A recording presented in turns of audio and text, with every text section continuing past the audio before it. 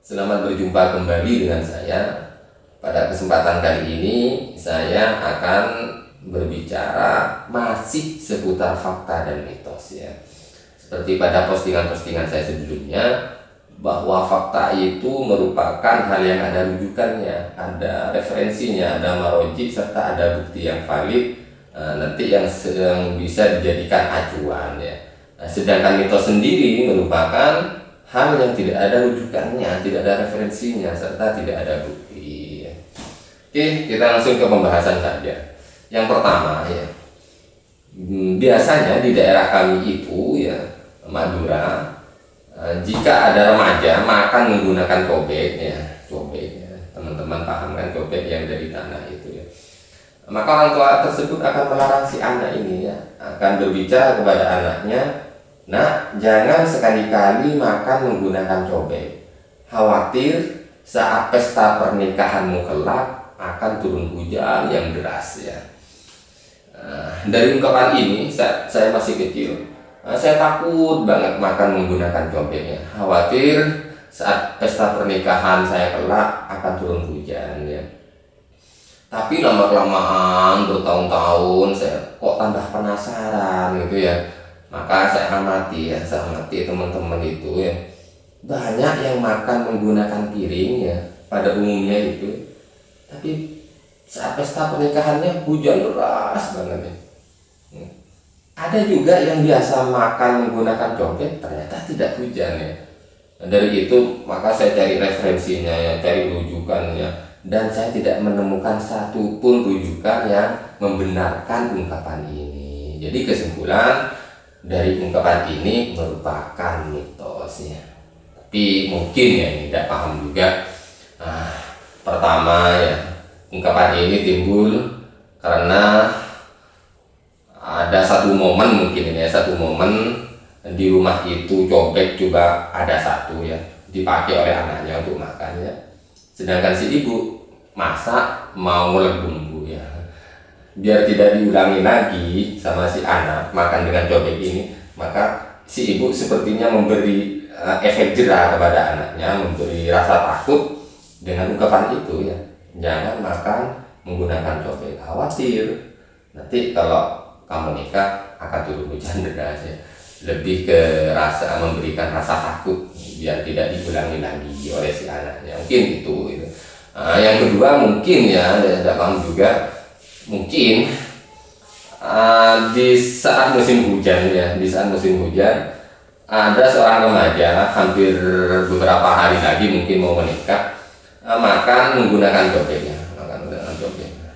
Saat pernikahannya, saat pesta pernikahan berlangsung, turun hujan deras ya. Jadi orang di sekitar itu meyakini ya, bahwa makan menggunakan cobek akan menyebabkan turun hujan di saat pesta pernikahannya. Padahal itu memang faktor musim hujan. Seandainya makannya saat menggunakan cobek itu di saat musim kemarau, insya Allah tidak akan terjadi turun hujan ya. Wallahu a'lam ya. Oke, next. Yang kedua, ada ungkapan jangan sekali-kali menempati atau membeli rumah yang posisinya tusuk sate ya. Teman-teman pasti sudah paham kan, maksudnya rumah tusuk sate itu seperti apa ya. Bukan rumah yang dibangun materialnya dari bahannya dari tusuk sate itu, bukan ya.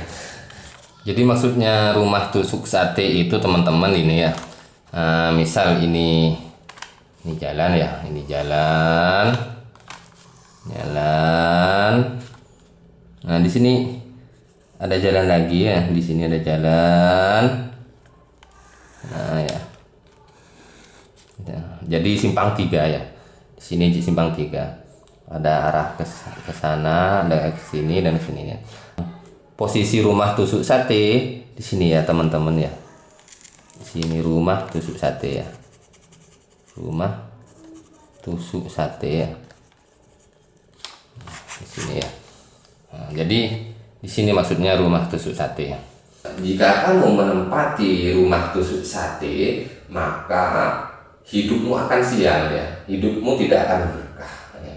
Setelah mendengar ungkapan ini, Maka pada akhirnya saya mencari referensi, mencari rujukan, mencari bukti-bukti yang bisa dijadikan acuan, yang bisa dijadikan patokan bahwa ungkapan ini benar ya. Saya cari sampai saat ini saya belum menemukan satupun sumber yang membenarkan bahwa yang menempati rumah di lokasi tusuk sate hidupnya akan tidak berkah, akan serba kesulitan, dan akan mendapatkan permasalahan-permasalahan hidup. Tidak ada ya. Jadi intinya ungkapan ini merupakan mitos ya. Lantas kenapa orang tua kita dulu melarang menempati atau membeli rumah di posisi ini ya, di posisi tusuk sate ini? Kemungkinan ya, saya tidak paham juga. Kemungkinan kalau dulu itu kan rumah masih belum ada pagar kayak sekarang kan ya. Kalau sekarang biasanya kan sudah ada pagar, rumah itu sudah ada pagar, ada pengaman dan lain sebagainya ya, yang membuat rumah itu terprotek, lebih aman ya. Kalau rumah dulu kan dari pintu ke halaman ke jalan itu memang semacam los gitu ya.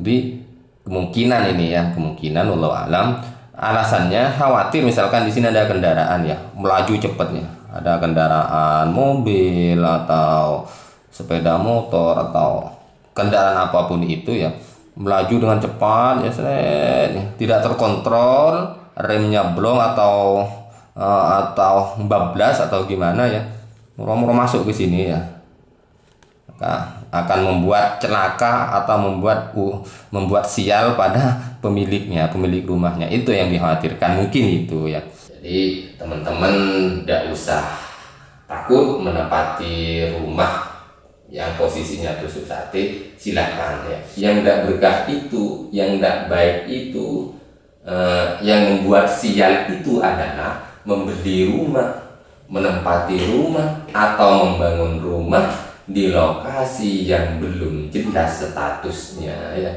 Contoh misalkan rumah tanah tersebut masih dalam statusnya sengketa, atau membangun rumah yang bukan hak miliknya ya, tanah tersebut bukan hak miliknya, misalkan ada ahli waris ya, dan itu bukan